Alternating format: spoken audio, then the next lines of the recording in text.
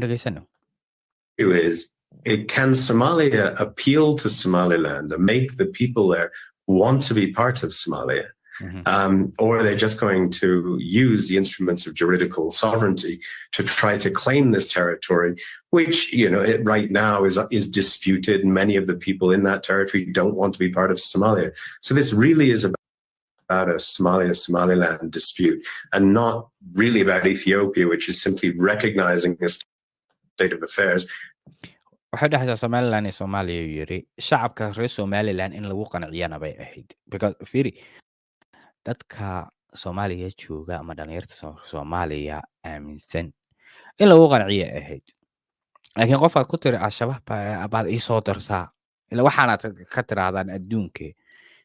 waan anagu hadaladeena dhegeysanaa Somaliland waana nacabta al-shabaab ay noo soo dartaa wax kale ma aha waxa